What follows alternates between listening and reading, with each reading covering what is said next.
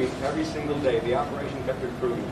And truly, I want to thank the President who's standing right here. I want to thank everybody who's part of this operation to help keep Kenosha safer and protect the people and protect the properties. And it's been getting better every single day. And I want to thank everybody. And the whole state of Wisconsin. It's been an incredible coming together of a lot of great people, especially law enforcement and the Guard. Senator Ron Johnson, maybe you could say something. Well, again, Mr. President, first of all, thank you for coming here, and thank you for your decisiveness. Congressman Style got here on the ground early, talked to local leaders, and found out the local leaders wanted to help. And so we put a call into you, and I know how successful you are. You called them back immediately, offered whatever assistance. And that's what really made the difference here as opposed to Portland or Seattle. Local officials wanted help. President Trump offered help. And once it all came together, this was over.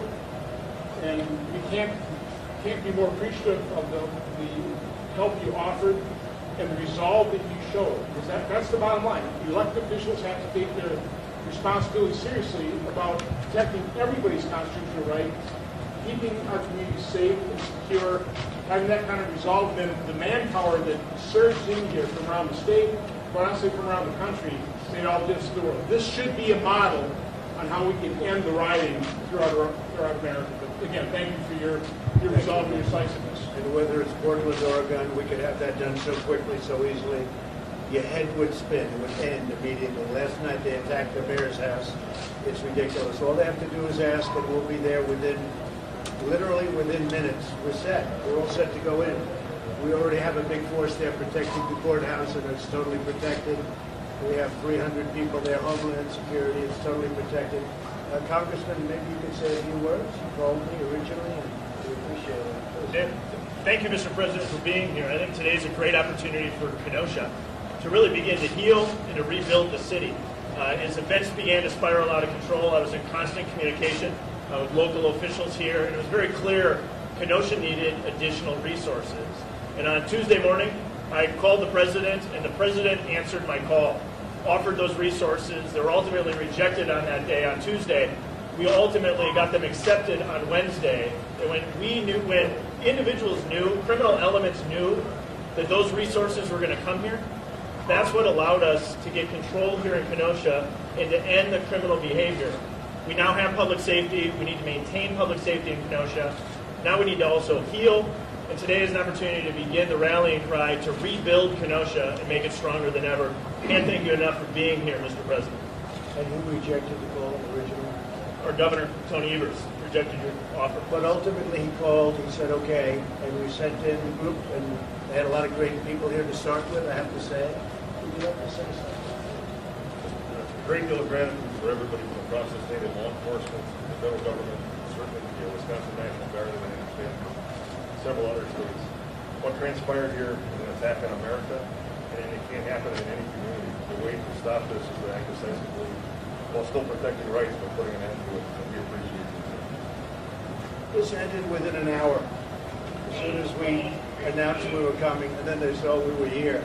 This ended immediately. And it should be that way all over. Chicago could use a hand. New York could use a hand. Although I'll tell you, if you let New York's finest and Chicago Police Department, they do a great job, but they're not allowed to do their work. A lot of times you're not allowed to do your work. And they could do it themselves. But you have to be decisive, and you have to be tough, and you have to be strong, and you have to be willing to bring people in. So the federal government, like it was in Wisconsin, the federal government's waiting. We just wait for a call. In Oregon, we have Portland, which is just every night, 93 nights. And every day we call, you want us? You want us? And last night they attacked very viciously the mayor's house. And we were ready to go in just in case it got any worse, but it was bad. And this man just stands here and says, no, we have a democracy. You don't have a democracy when that happens, actually. They're the opposite of a democracy. So I want to thank you all. Thank all of you for being here. But this is in really great shape, and we're looking at a couple of other locations now. We can do them all at one time. We're very well equipped. Our National Guard is great, and our military is beyond any military in the world. It's totally restocked and in great shape.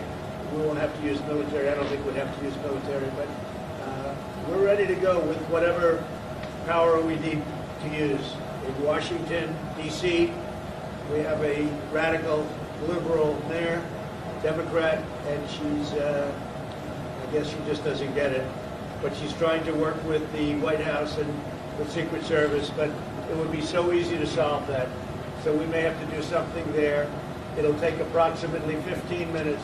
You don't see people ripping down statues anymore because I signed essentially a law. I signed a statute that you knock down a statue, you knock down a monument, it's 10 years in prison. And amazingly stopped. You haven't had any problems since then, right? So it stopped. So I just want to thank everybody. You have done a fantastic job. Ron, thank you very much. Ron, really great job. Thank you all very much. Mr. President, give a message to Jacob Blake, and do you believe the shooting was justified?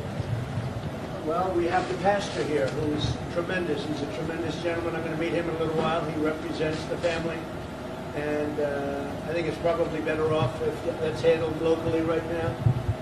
It's under investigation, as you know, so I think it's much better. I actually suggested we handle it locally. I was going to speak to the mother yesterday. I hear she's a very fine woman. I was going to speak to her, but then I heard there were a lot of lawyers on the phone. I said, I have enough lawyers in my life. I don't need to get involved with that. I spoke with the pastor. The pastor's going to see me in a little while. He is really a terrific guy, if you know him. He's a terrific guy. So I look forward to that. But we're going to, this is going to heal very quickly. We're going to help them from an economic standpoint, and we're going to make a contribution to your law and to what we call law and order. Some people think those are two terrible words, law and order. And they're not terrible at all. They're beautiful. They have to be used judiciously. They have to be used properly. But I wish somebody would have called, when I called the governor, I wish he would have accepted night 1 instead of night 3. Because night 1, those stores would still be up.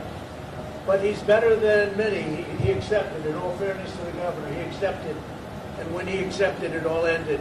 So I want to thank the governor, and I want to thank everybody, but in particular, I want to thank your police and the great people that from law enforcement. They've done a fantastic job.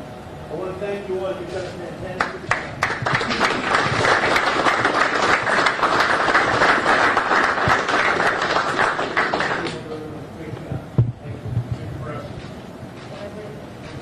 Press, thank you.